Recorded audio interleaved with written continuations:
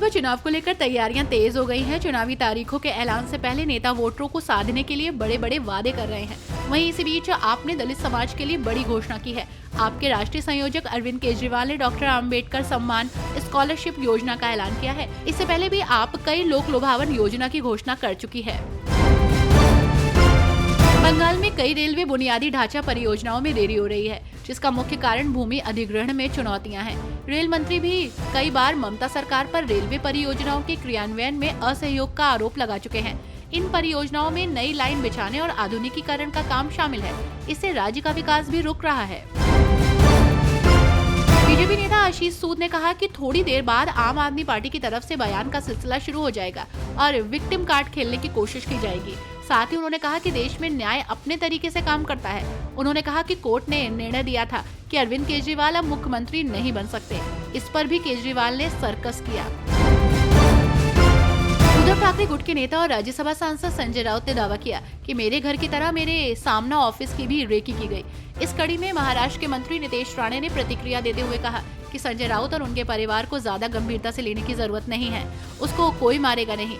उसको महाराष्ट्र की राजनीति में इतना कोई महत्व देता नहीं है। दिल्ली विधानसभा चुनाव को लेकर तैयारियां जोरों पर हैं। ऐसे में नेताओं के पाला बदलने का दौर भी शुरू हो गया है। वहीं इसी बीच आगामी चुनाव से ठीक पहले आपको झटका लगा है। लंबे वक्त तक गुरुद्वारा सिख प्रबंधन कमेटी से जुड़े रहे आप नेता बलबीर सिंह बीजेपी में शामिल हो गए हैं। वो दिल्ली सिख गुरुद्वारा प्रबंधन समिति के 6 बार सदस्य रहे। राजस्थान के मुख्यमंत्री भजन लाल शर्मा के सरकारी आवास का घेराव करने के लिए आज यूथ कांग्रेस के कार्यकर्ता शहीद स्थल पर जुटे। इसमें सचिन पायलट भी शामिल हुए। प्रदेश भर से युवा इस प्रदर्शन में हिस्सा लेने जयपुर पहुंचे। इस बीच सचिन पायलट ने कहा कि गृह मंत्री जी अम्बेडकर जी के बारे में जो भाव रखते हैं वो जुबान पर आ गए। हमारे संविधान के निर्माता थे, उनके प्रति अपमान का भाव रखते हैं तो पूरे देश में लोग आंदोलन कर रहे हैं। देश में पहली बार संसद के अंदर सत्ताधारी सांसदों ने अपमान किया। राहुल गांधी और मल्लिकार्जुन खड़गे को संसद में घुसने से रोका है। शिवसेना यूबीटी सांसद संजय राउत ने आरएसएस प्रमुख मोहन भागवत के बयान पर प्रतिक्रिया देते हुए इस बात पर जोर दिया कि राम मंदिर एक सामूहिक प्रयास था, जिसमें न केवल भाजपा बल्कि आरएसएस, शिवसेना, वीएचपी, बजरंग दल और यहां तक कि कांग्रेस भी शामिल थी। राम मंदिर को एक आंदोलन के रूप में संदर्भित करते हुए संजय राउत ने कहा कि मंदिर का निर्माण स्वचालित रूप से किसी को नेता नहीं बनाता है। उन्होंने दावा किया कि जब आंदोलन शुरू हुआ तो पीएम मोदी इसमें शामिल नहीं थे। टीडीपी प्रमुख महबूबा मुफ्ती ने घाटी में कला और संस्कृति को नष्ट करने के कथित प्रयासों पर चिंता जताई है, जो उनके अनुसार कथित समय में जम्मू कश्मीर की अर्थव्यवस्था का समर्थन करती थी। महबूबा मुफ्ती ने संकेत दिया कि 28% टैक्स लगाने की कोशिश की जा रही है, जिससे बागवानी की जमीन पर विकास कार्य बर्बाद हो जाएंगे।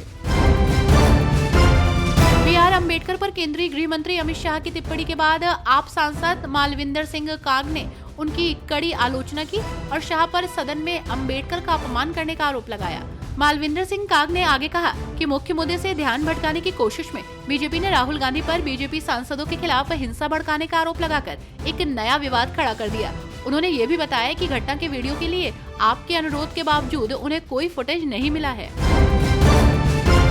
प्रधानमंत्री मोदी शनिवार को कुवैत की यात्रा पर पहुंचे। 43 सालों में भारतीय प्रधानमंत्री की ये पहली कुवैत यात्रा है।